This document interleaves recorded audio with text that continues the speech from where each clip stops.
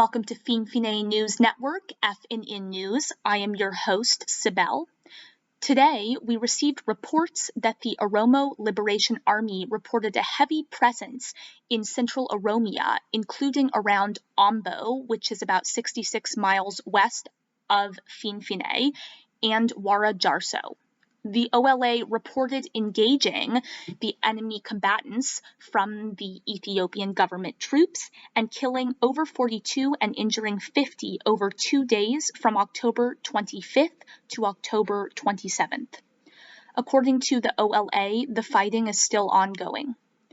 The report indicated that the OLA brigade located in Ombo district is called Jagama Badhane Brigade, and this is in honor of the Ombo high school student who was murdered by the Ethiopian government on November 9th in 2005.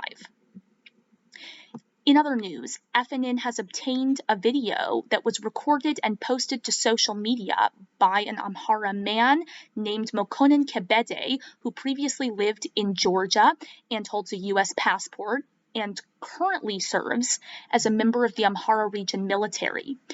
We'll show a picture here of him in his military garb.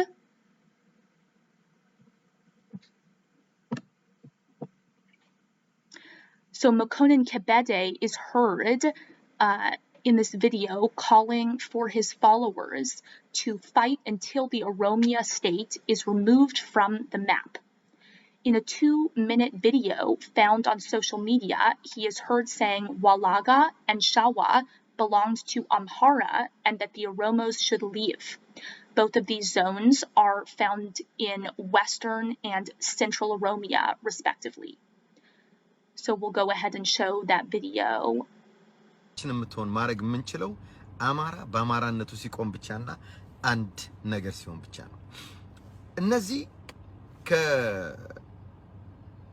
ከነ አብይ አህመድ ጀምሮ ከነሱ እድሜዎች ጀምሮ እስከ ሽማግሌዎቹም ወይ ደግሞ በአሁን ሰዓት ከሚወለደው ኦሮሞ ነገ የሚወለደው ኦሮሞ ሳይቀር ኦሬዲ ነገ የሚወለደው ኦሮሞ አባቱ በዚህ የተጠመቀ ስለሆነ እሱ ነው የሚያስተምረው።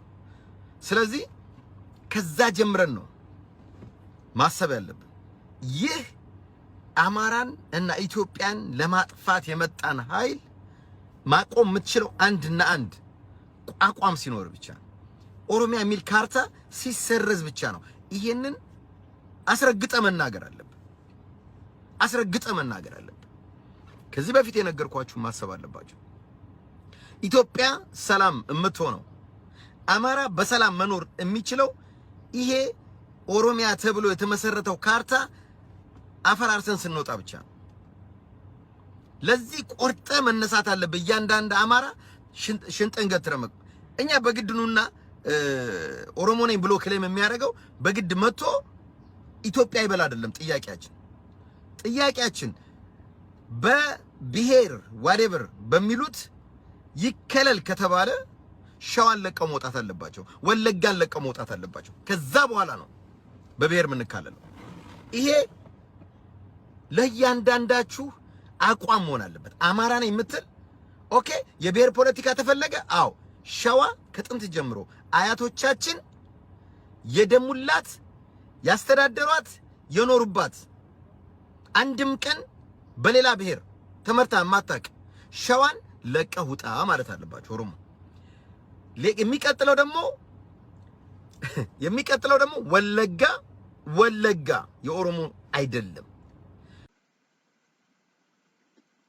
So once again, that is a member of the Amhara military who is calling for the Oromo state to be removed from the map. Moving on to news on the ongoing conflict in the Tigray region, Ethiopian forces carried out yet another airstrike on the capital Mekelle today, this time hitting a factory used by the Tigray People's Liberation Front. According to a government spokesperson, the Mesfin industrial engineering factory that was hit was used to hold military equipment by the TPLF. However, a research doctor at the nearby Ader Referral Hospital, Dr. Hayalom Kebede, told Reuters that the airstrike hit a residential area and killed 10 people, injuring at least 21. Meanwhile, a Tigray spokesperson also added that the attack did not hit a military target at all, and that 3 children were among the civilian casualties. Once again, the government spokesman Legesse Tulu denied the attack had killed innocent civilians and told Reuters, this is a direct quote, "There is not any intended and deliberate harm on civilians and their properties. The airstrike successfully hit its target."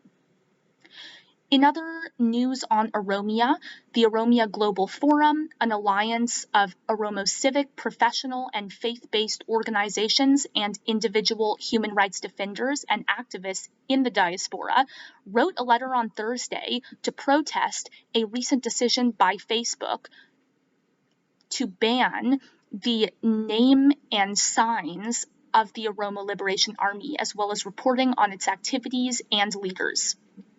And so we'll put up that letter here for our viewers.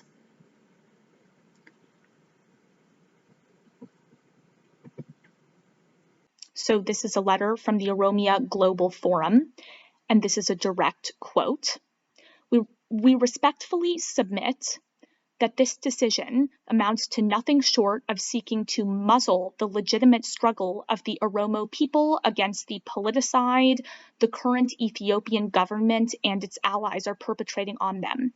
The ruling is morally wrong, politically misguided, misses the zeitgeist, thus makes no business sense at all. And the letter goes on to call the elections back in June fake, due to the fact that the ruling Prosperity Party won close to 95% of votes. And it also condemns the jailing of Oromo political opposition leaders and war crimes perpetrated against Tigrayan and Oromo people. And it mentions the Biden administration, this is a direct quote, "With its diplomatic efforts aimed at silencing the guns failing to yield any traction with the Abiy government, the Biden administration has recently issued an executive order outlining the specific policy measures that it is planning to implement against the regime under certain circumstances." And this news comes as Facebook has rebranded today, October 28th, under the name Meta after it came under intense scrutiny in the US this month after internal documents known as the Facebook Papers were released to multiple news sources. The whistleblower Frances Haugen released many of the documents, which show that Facebook ignored studies and information showing the negative effects of its platform in favor of generating more revenue. Moving on to news on the US-Ethiopia relationship, 2 members of the Senate Foreign Relations Committee released a statement threatening that Ethiopia is in danger of being removed from a trade agreement between the US and other African nations if the government does not stop perpetrating human rights violations that have been condemned roundly by the international community. We'll put that letter up here so that our viewers can take a look. So in this letter, ranking member Jim Reich, a Republican from Idaho, and Michael McCall, Republican from Texas, write that Ethiopian security forces, Eritrean defense forces, Amhara regional forces, and the TPLF are in violation of a new act from the Biden administration called the African Growth and Opportunity Act and must cease hostilities or risk being cut out of the act. And it continues as a direct quote, "The AGOA statute clearly states that any country responsible for committing gross violations of human rights shall lose its eligibility for preferential AGOA trade benefits. We are greatly concerned that the Ethiopian government, as a direct result of its continuing reckless actions, could force Ethiopia's expulsion from a program that supports the livelihoods of millions of Ethiopians. If Ethiopia's AGOA benefits are revoked, the responsibility will fall solely upon the government of Prime Minister Abiy." Once again, that's a letter from two ranking members of the Senate Foreign Relations Committee, Jim Reich and Michael McCall, both Republicans. And that's all for today. Going forward, we will continue to update you on the U.S.-Ethiopia relationship and the ongoing conflicts in Tigray and Oromia. Thank you for watching FNN News, and I'm your host, Sibel.